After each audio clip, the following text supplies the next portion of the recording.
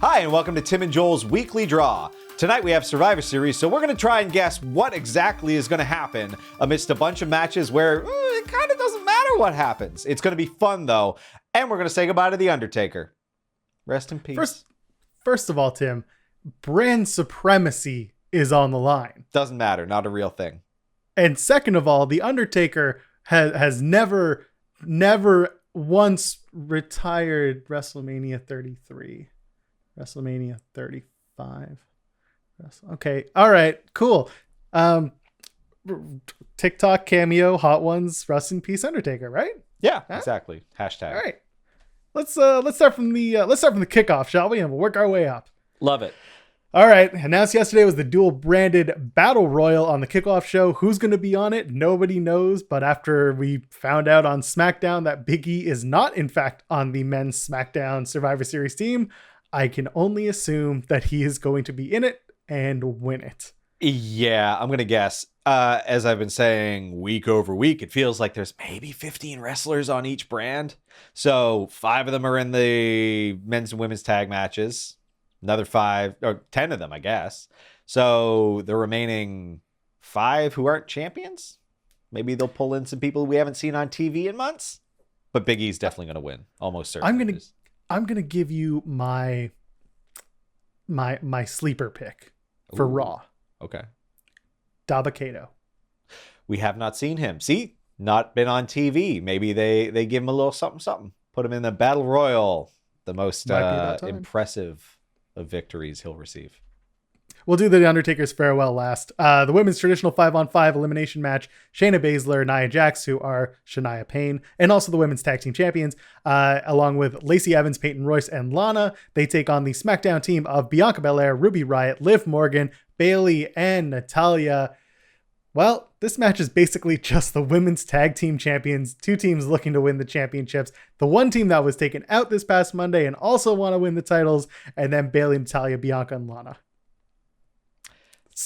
Yeah. There's one noteworthy absence that I think a certain someone on a certain duo podcast has been hyping to appear and didn't make the team. You gonna eat some humble pie, sir? Where's Tamina? Where is she? Oh no, she'll take out Natalya and get herself put in the team. Yep. Saying it here. You're ride right. Or die for Tamina, eh? That's right. This woman, you have to understand, Tamina has been with the company for like 12 years and manages to wrestle 4 times a year and still get paid. That's sweet. It's pretty too. Pretty well. If you could go to your job 4 times a year and still get paid the amount that you get paid, would you take that deal? Absolutely. Easy street. Why would so let Natalya and Bayley become a thing? Because it looks like, that doesn't even make sense. Why would they do that? Why are they building that? Who's the face? I think it's more of a Baymella thing than it is Natalya and Bayley. Yeah. All right. Well, whatever.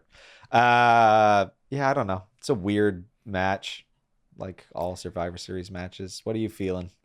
I mean, Lacey Evans and Peyton Royce were just added to the team on Monday after Mandy Rose and Dana Brooke were both taken out, one by injury, the other one by reckoning, also known as Mia Yim from Retribution.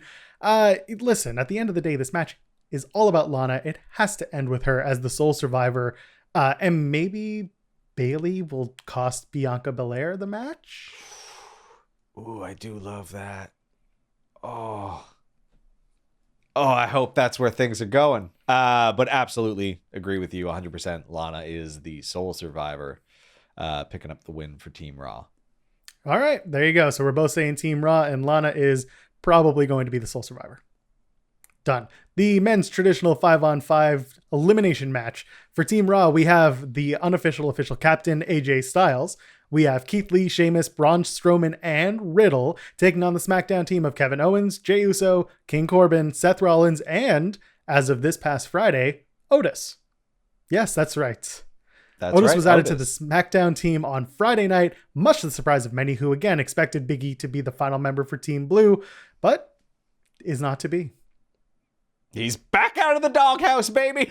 Otis is good again. He's unlocked his inner alpha. Thank you, Chad Gable. I remember a certain someone this past Thursday going all out on how Otis has been treated by wrestling brass. So you want to walk that back a bit? I do want to walk that back. And Chad Gable, as much as I think this angle is lame, and again, he's just rehashed Drew Gulak. It works. They brought Otis back into the fold. They gave Chad Gable something to do. Overall, I'm happy. Happy with it. Good to see. Surprised that Big E's not in the match. Where's his singles push? Waiting on that, but... So this is really just a match where AJ Styles wants everyone to get along. How do I reach these kids? That's right. And also for those taking score at home, KO, Jey Uso, King Corbin, Seth Rollins, and all of Team Red have lost either this past week or last week. And then there was Otis.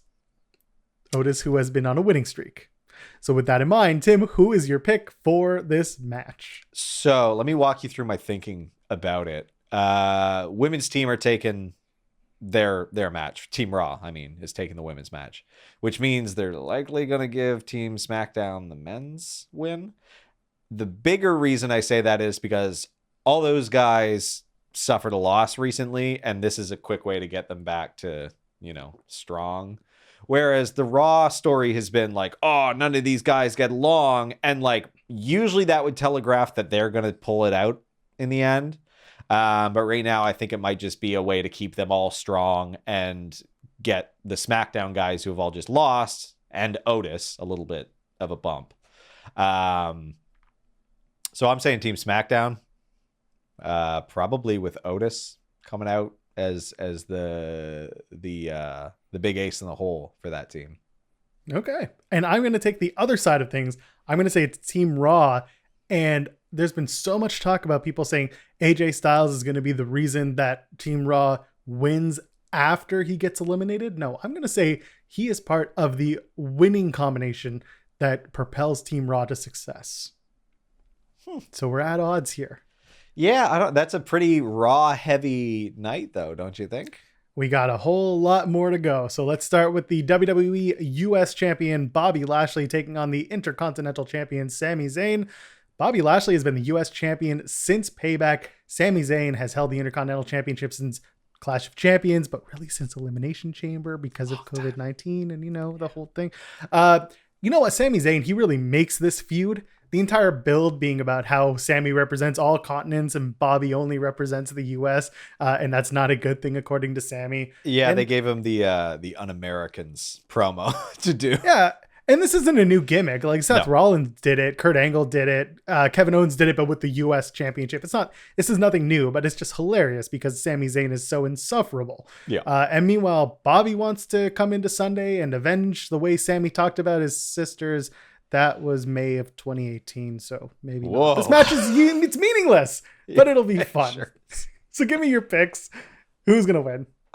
Bobby Lashley goes in there, and every opponent they've given him for the last little while, he basically just ragdolls with his full Nelson. So I would love it to be Sami Zayn. I just don't have a whole lot of confidence that it's going to be. So I'm saying Bobby's going to pull out the win again. I don't even know that this match is going to last that long. Maybe 5 minutes.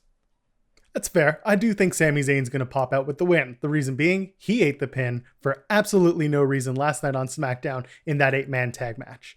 They could have had King Corbin eat it. They could have had Dolph or Bobby Roode eat the pin. Nope, they had Sami Zayn. And I think that's because Sami is going to pick up a surprise victory over Bobby Lashley at the show on Sunday. I'm here for it. I hope that's the way they go.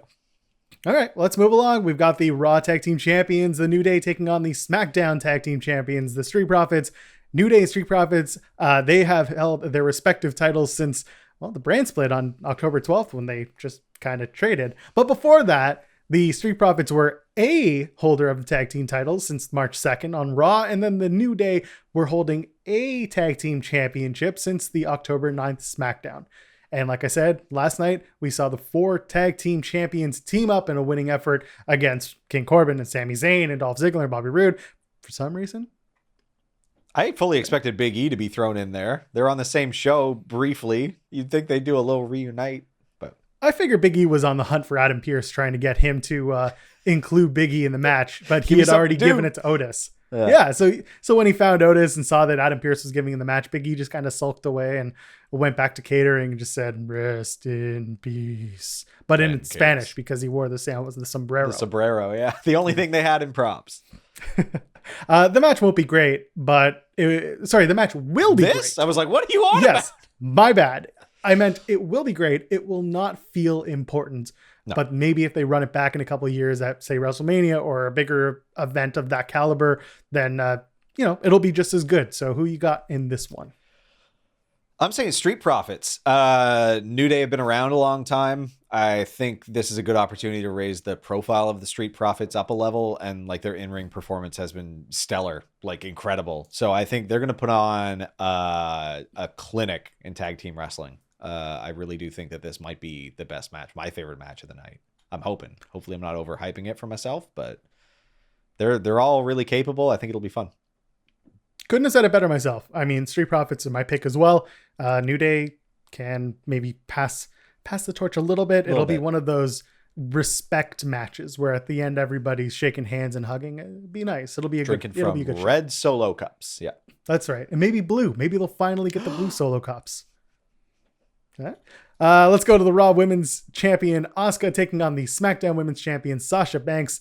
Sasha Banks captured the SmackDown Women's title at Hell in a Cell, and we have Asuka as the Raw Women's Champion since SummerSlam. These two spent the entire summer facing each other and having banger matches. They continue to deliver, and I'm going to expect the same on Sunday. Yeah, like this is going to be good. Again, it still doesn't feel very important. Just because like their promo on Friday was really dull to me.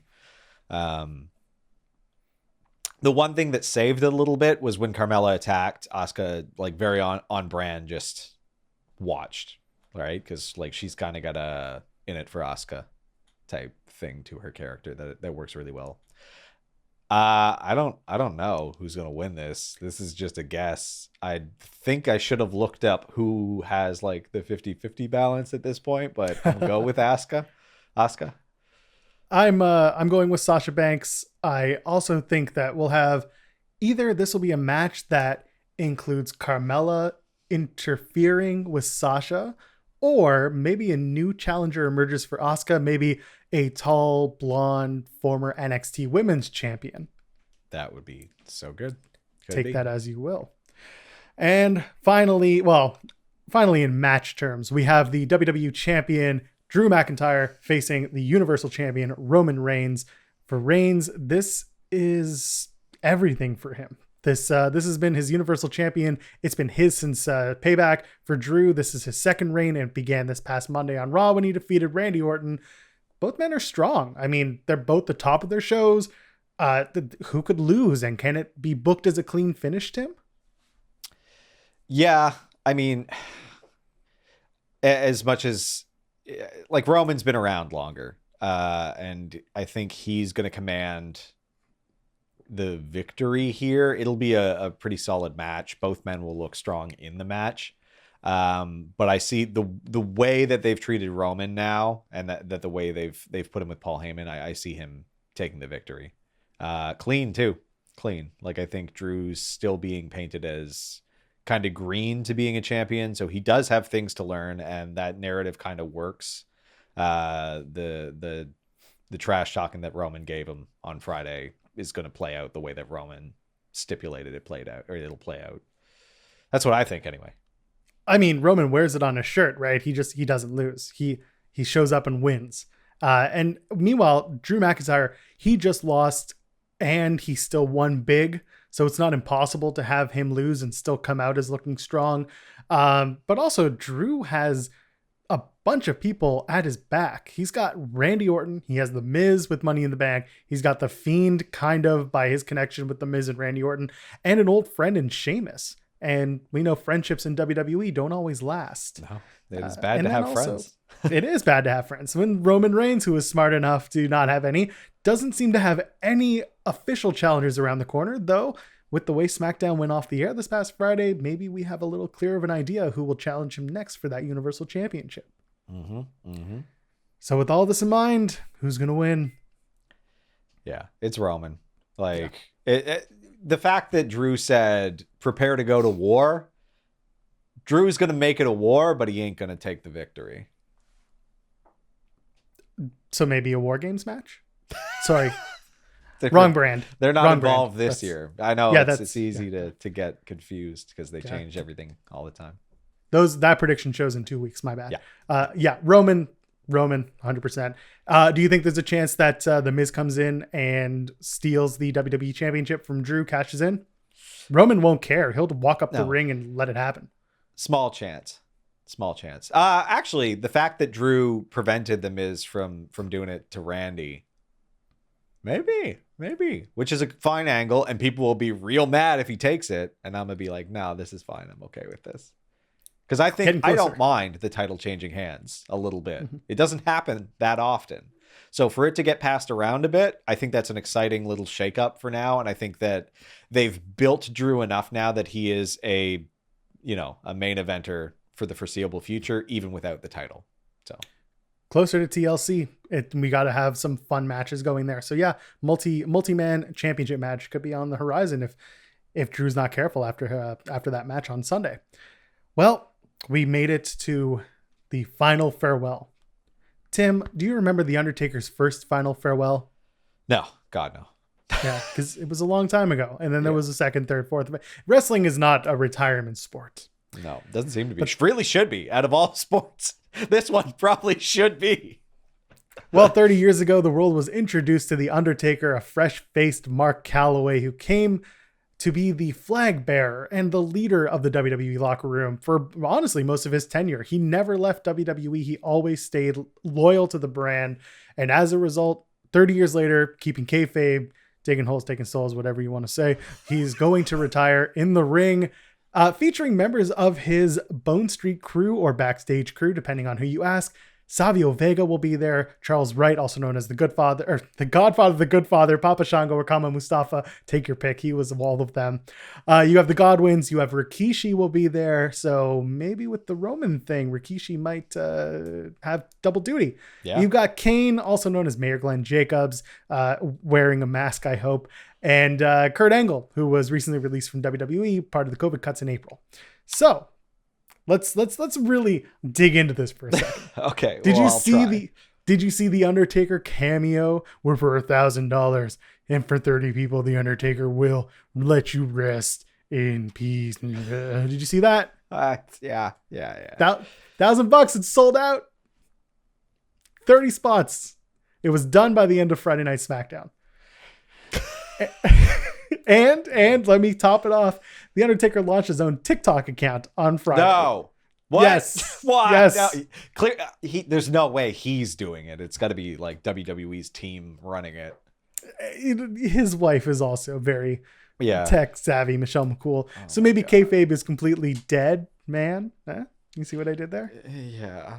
I see what you did. I mean, with him doing hot ones, this is something there's no way he would have done until he's done. He's done now. So it gets better. Did you see the collaboration with Snoop Dogg? Yes, I did, which is such a weird crossover. It's whatever. Okay. I mean, what? Yeah, like it makes more sense to me. Like it just makes me think of Wu-Tang, right? Like rap and like combat stuff. It's always been a thing, and I can see that moving. I can see people buying that. The designs were god awful. I do not expect it. Not a thing. Not a big fan of Snoop Dogg. Snoop Dogg's aesthetic. I do like Snoop Dogg music. We have a pick to make in this whole thing. Too. What pick do we have to make? It's a wrestling retirement, or is it? It better be. Will this be the retirement of the Undertaker, or will this set up one last actual match? No. Hell no. No matches. He's done. Saudi 2021 versus Kurt Angle. That's my pick. Enjoy it. That's us. You can find us at Tim and Joel Pod. You can go to www.timandjoelpod.com. You can catch us Thursdays, 8 p.m. Tim and Joel Call It in the Ring. And also here on PW Unlimited every week as we give you our weekly draw. Tim, in your disheveled state, where can the kids find you online? They can find me on Twitter at Tim Stone, PTIMBSTONEP.